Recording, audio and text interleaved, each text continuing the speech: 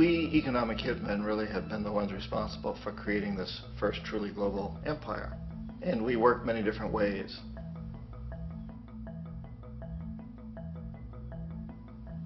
But perhaps the most common is that we will identify a country that has resources our corporations covet, like oil, and then arrange a huge loan to that country from the World Bank or one of its sister organizations.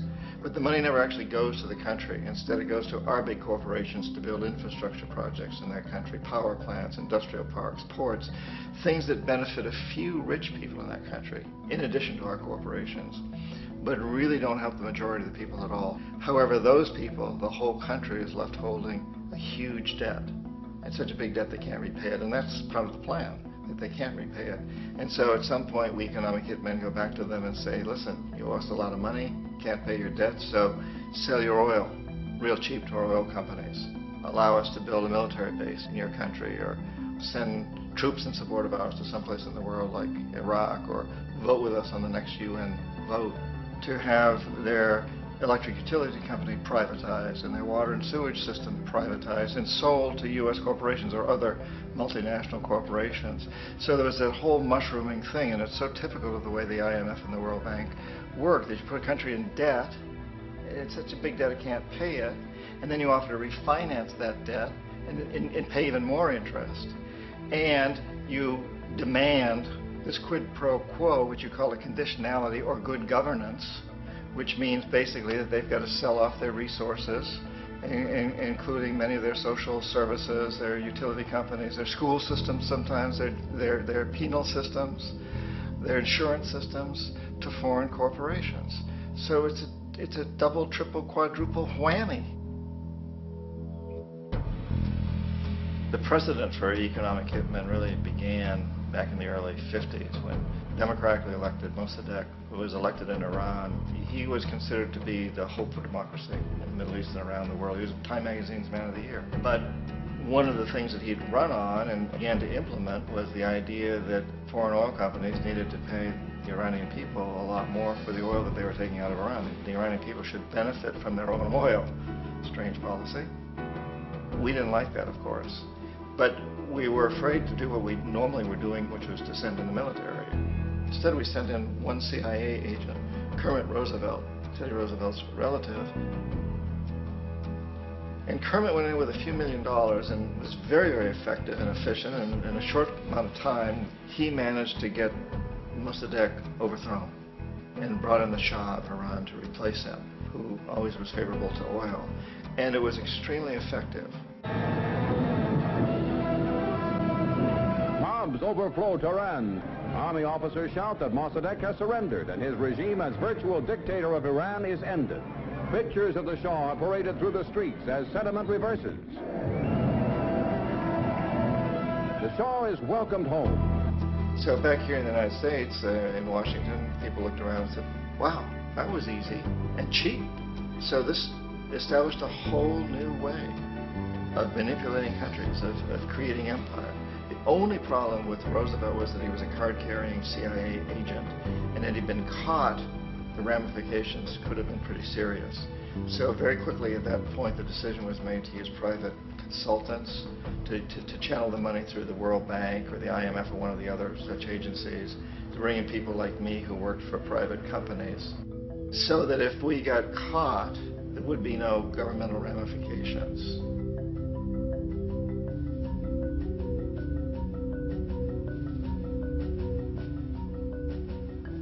When Arbenz became president of Guatemala, the country was very much under the thumbs of United Fruit Company, the big international corporations. And Arbenz ran on this ticket that says, you know, we want to get the land back to the people.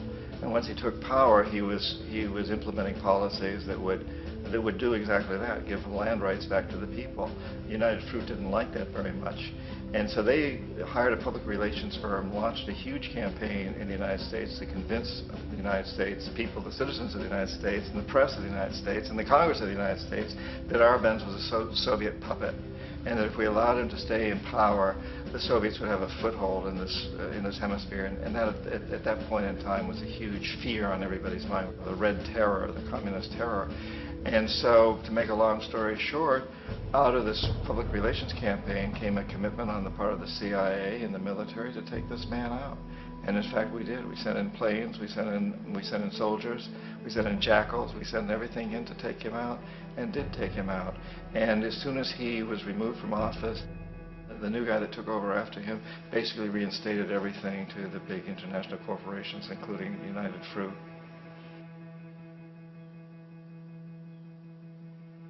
Ecuador for many, many years had been ruled by pro-U.S. dictators, often relatively brutal. Then it was decided that they were going to have a truly democratic election. Jaime Roldos ran for office, and his main goal, he said, as president would be to make sure that Ecuador's resources were used to help the people. And he won, overwhelming, by more votes than anybody had ever won anything in Ecuador. And he began to implement these policies to make sure that the profits from oil went to help the people. Well, we didn't like that in the United States. I was sent down as one of several economic hitmen to change Roldos, to corrupt him, to bring him around, to let him know, okay, you can get very rich, you and your family, if you play our game, but if you continue to try to keep these policies you've promised, you're going to go. He wouldn't listen. He was assassinated. As soon as the plane crashed, the whole area was cordoned off. The only people allowed in were U.S. military from a nearby base and some of the Ecuadorian military. When an investigation was launched, two of the key witnesses died in car accidents before they had a chance to testify. A lot of very, very strange things that went on around the assassination of Jaime Roldos. I, like most people who've really looked at this case, have absolutely no doubt that it was an assassination. And of course, in my position as an economic hitman, I was always expecting something to happen to Jaime, whether it be a coup or assassination, I wasn't sure, but that he would be taken down because he was not being corrupted. He would not allow himself to be corrupted the way we wanted to corrupt him. Omar Torrijos, president of Panama, was one of my favorite people. I really, really liked him. He was very charismatic. He was a guy who really wanted to help his country. And when I tried to bribe him or corrupt him, he said, look, John, he called me Juanito. He said, look, Juanito, I don't need the money. What I really need is for my country to be treated fairly. I need for the United States to repay the debts that you owe my people for all the destruction you've done here. I need to be in a position where I can help other Latin American countries win their independence and be free of this terrible presence from the north that you people are exploiting us so badly. I need to have the Panama Canal back in the hands of the Panamanian people. That's what I want. And so, leave me alone. Don't try to bribe me. It was 1981, and in May, Jaime Roldos was assassinated. And Omar was very aware of this. Torrijos got his family together and he said, I'm probably next, but it's okay because I've done what I came here to do. I've renegotiated the canal. The canal will now be in our hands. He just finished negotiating the treaty with Jimmy Carter. In June of that same year, just a couple of months later, he also went down in an airplane crash, which there's no question was executed by CIA-sponsored jackals. Tremendous amount of evidence that one of Torrijos' security guards handed him at the last moment as he was getting on the plane a tape recorder, a small tape recorder that contained a bomb.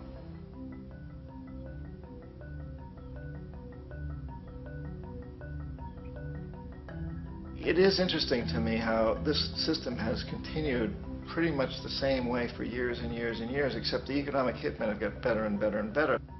Then we come up with, very recently, what happened in Venezuela. In 1998, Hugo Chavez gets elected president, following a long line of presidents who had been very corrupt and basically destroyed the economy of the country. And Chavez was elected amidst all that. Chavez stood up to the United States, and he's done it primarily demanding that Venezuelan oil be used to help the Venezuelan people. Well, we didn't like that in the United States. So in 2002, a coup was staged, which there's no question in my mind, and most other people's minds, that the CIA was behind that coup.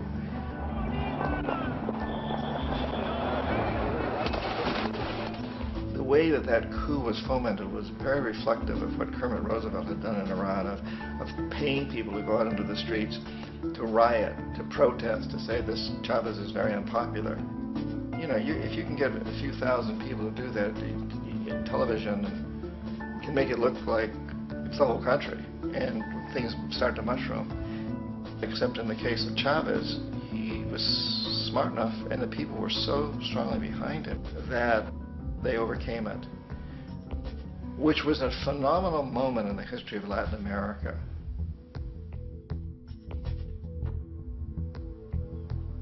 Iraq actually is a perfect example of the way the whole system works. So we economic hitmen are the first line of defense. We go in and we try to corrupt governments and get them to accept these huge loans, which we then use as leverage to basically own them.